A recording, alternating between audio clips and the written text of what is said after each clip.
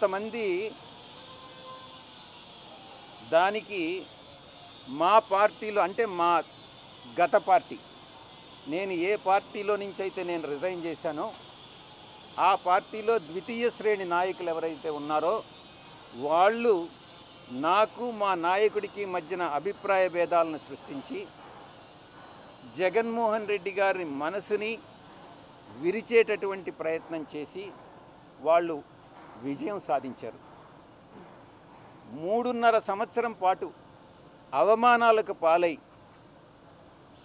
నేను దిగినటువంటి ప్రతి మెట్టు కూడా కొంతమంది పైకెక్కడం జరిగింది. వాళ్ళు పైకెక్కేదానికి ఉపయోగపడడం జరిగింది. దీంట్లో చాలామంది పాత్రదారులు సూత్రధారులు ఉన్నారు. దీంట్లో ఈ పార్టీ నుంచి వెళ్ళిపోయిన దానివల్ల నేను ఏ విధంగానూ నష్టపోవట్లా. చిత్తశుద్ధితో ఈ పార్టీలో నేను ఉన్నంతకాలం నేను పనిచేశాను, మనస్ఫూర్తిగా పనిచేశాను. ఇప్పుడు కూడా పార్టీ నుంచి వచ్చిన తర్వాత జగన్మోహన్ రెడ్డి బాగుండాలనే కోరుకుంటున్నాను. కానీ ఈ యొక్క ద్వితీయ శ్రేణి నాయకత్వం వాటిని ఏమంటారు, వీళ్ళు చుట్టూ ఉండేటటువంటి వాళ్ళని కోటరీ. ఈ కోటరీ నుంచి ఏ రోజైతే ఆయన బయటపడతాడో ఆ రోజు ఆయనకు భవిష్యత్తు ఉంటుంది. లేకుండా ఉంటే భవిష్యత్ అనేటటువంటిది చాలా కష్టంగా ఉంటుంది. ఇంతకన్నా మించి చెప్పగలిగింది ఏం లేదు. ఎక్కడ బయట నుంచి పోయేటటువంటి ఇన్ఫర్మేషన్ ఈ యొక్క కోటరీకి అనుకూలంగా ఉంటే ఎవరినైనా ఆయనకి పరిచయం చేయాలి తీసుకెళ్ళాలి అని అంటే ఈ కోటరీ కానీ అంగీకరిస్తే వాళ్ళకి ఏదో ఒక రకంగా నయానో భయానో లేకుంటే మంచిగానో కాళ్ళు పట్టుకోనో చేతులు పట్టుకోనో లేకుంటే ఆర్థికంగా ఏదో ఒకటి చేసో వాళ్ళు ఆయన దగ్గరికి పంపిస్తారే కానీ దేవుడి దగ్గరికి పూజారులు అదర్వైజ్ దేవుడి దగ్గరికి పంపించట్ల. ఇది జరిగేటటువంటిది. ఈ చెప్పేటటువంటి ఒక నాయకుడు అన్నటువంటి వాడు ఈ చెప్పుడు మాటలను నమ్మకూడదు. చెప్పుడు మాటలను నమ్మితే నాయకుడు నష్టపోతాడు, ప్రజలు నష్టపోతారు, పార్టీ నష్టపోతుంది. ఇక్కడ జరిగేటటువంటిది అదే. వైసీపీ పార్టీలో పూజారుల హవా నడుస్తుంది. తప్పకుండా ఏకీభవించకుండా ఉండేదానికి ఏముంది దాంట్లో. ఈ కోటరీ వల్లనే నేను ఆయనకి దూరం అయ్యా.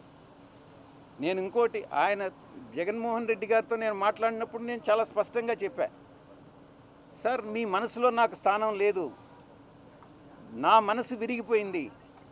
మీ మనసులో స్థానం లేనప్పుడు ఈ పార్టీలో కొనసాగాల్సినటువంటి అవసరం నాకు లేదు. కాబట్టే నేను ఈ పార్టీ వదిలి వెళ్ళిపోతున్నాను. మీ చుట్టూ ఉండే వాళ్ళ చెప్పుడు మాటలు విని మీరు తప్పుదోవ పట్టొద్దు. మీకు ఎవరు నిజాలు చెప్తున్నారు, ఎవరు అబద్ధాలు చెప్తున్నారు అన్నటువంటిది మీరు పూర్తిగా అర్థం చేసుకోండి. అర్థం చేసుకొని మీరు నిర్ణయాలు తీసుకోండి. అప్పుడు మీరు ప్రజలకు ఉపయోగపడతారు. మీరు నాయకులు, అధినాయకులు, ముఖ్యమంత్రిగా 5 సంవత్సరాలు పనిచేసినటువంటి అనుభవం ఉంది. భవిష్యత్తులో కూడా మీరు ఇంకా ప్రజలకు సేవ చేయాలి.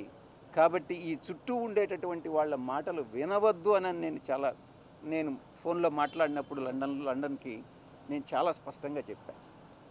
నా మనసు విరిగిపోయింది కాబట్టే నేను పార్టీ నుంచి బయట వచ్చా. రాజకీయాలను చేశారు. జగన్ గారే ఉండమని చెప్పారు. కానీ విరిగిన మనసు అతకదు కాబట్టి నేను పార్టీ నుంచి వెళ్ళిపోయాను. తిరిగి ఆ పార్టీలో వైఎస్ఆర్ కాంగ్రెస్ పార్టీలో చేరేటటువంటి ఉద్దేశం నాకు లేదు. గర్వాపసి అన్నటువంటిది అప్లై కాదు, నా మనసులో లేదు. మీరేమన్నా రికమెండ్ చేస్తున్నారా?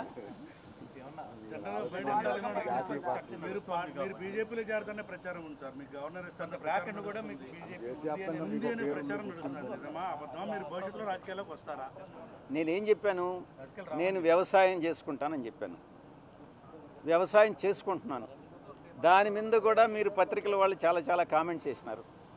ఈ వ్యవసాయదారుడు ఏందయ్యా ప్యాంట్ వేసుకొని ఇన్షర్ట్ చేసుకొని ఏం వ్యవసాయం చేస్తాడని అని అన్నారు.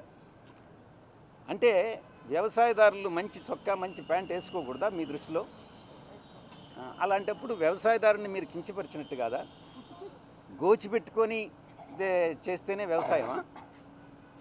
అర్థం చేసుకోవాలి, మనోభావాలను దెబ్బతీయకూడదు. వ్యవసాయం అని అంటే వ్యవసాయమే. నేను నిజంగా కూడా అదే చేసుకుంటున్నాను. ఇప్పటి వరకు, ఈరోజు వరకు నేను వేరే రాజకీయ పార్టీలో చేరేటటువంటి ఉద్దేశం లేదు. ఇటువంటి వాళ్ళు ఏదైతే నా మీద నిందలు మోపుతున్నారో, ఎవరైతే నిందలు మోపుతున్నారో వాళ్ళందరినీ కూడా నేను భవిష్యత్తులో, ఇప్పుడు నేను సిఐడికి యథార్థాలు చెప్పాను, వాస్తవాలు చెప్పాను, ఎవరు దీనిలో ఇన్వాల్వ్ అయ్యారన్నటువంటి విషయం చెప్పాను. నేను అదే చెప్పాను, కర్త కర్మ క్రియ 3 కూడా విక్రాంత్ రెడ్డి అనే విషయం చెప్పాను. నాకు తెలిసి జగన్మోహన్ రెడ్డి గారి ప్రమేయం లేదని చెప్పాను. నేను వాస్తవాలు చెప్పాను. అదేవిధంగా భవిష్యత్తులో నా మీద ఎటువంటి ఆరోపణలు చేసినా నేను దేవుడు సాక్షిగా వాస్తవాలే చెప్తానని మీ అందరి ముందు తెలియజేసుకుంటా ఉన్నా. Please subscribe Telugu politics.